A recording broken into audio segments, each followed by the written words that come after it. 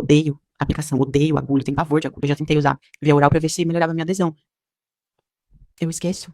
Esqueço, simplesmente. Quando eu vejo, eu tô uma semana sem tomar. Além das dosagens baixas que eu também usei com menos frequência. Mas isso não significa que seja muito bom. Porque isso causa muita alteração hormonal. Muitas subidas e descidas da testosterona, do estrogênio. Eu sou uma pessoa muito peluda. Até quando eu não usava hormônios, quando eu nunca tinha usado, eu sempre tive muito pelo. Só que era claro, o meu pelo era bem clarinho, era bem fino, né? Aí o que aconteceu foi que começou a engrossar.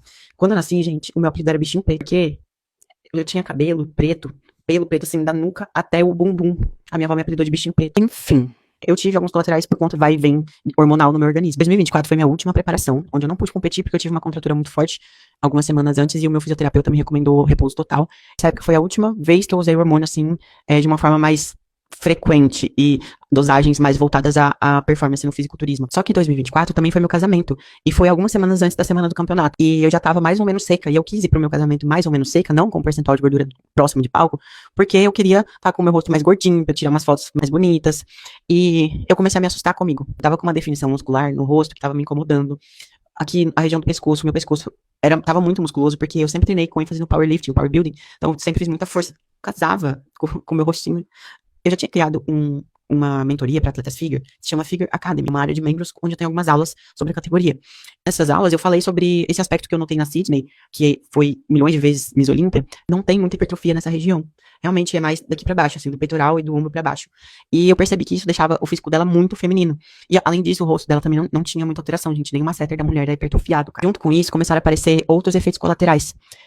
Eu comecei a desenvolver barbinha. Só que não era num nível muito elevado. Começou a surgir um maior número de pelos. A primeira coisa que eu notei de diferença, assim, de pelo no meu rosto, já tinha algum tempo, mas foi um pelo ou outro que engrossou. Começou com 2 pelinhos, um aqui e um aqui. E aí, eu sempre passando barbeador pra nunca ficar com esses 2 pelinhos, né?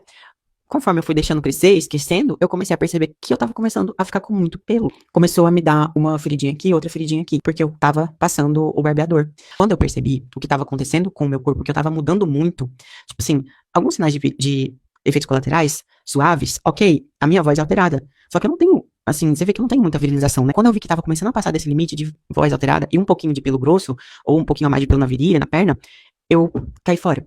E tô um bom tempo aí sem competir, sem usar hormônios. Ah, tem alguns outros detalhes também, tá? Eu percebi que eu, de jeito nenhum, nem quando eu engordava, eu não ganhava mais seios. Tanto que eu quis tentar engordar um pouco mais, quando eu tava off, né? Pra ver se eu ganhava um pouco mais de peito. Tipo assim, que podia ter uma mudança ali na questão dos receptores e tal. E aí, eu até ganhei. Só que eu precisei engordar muito mais do que eu engordava antes pra conseguir ter mais seios agora.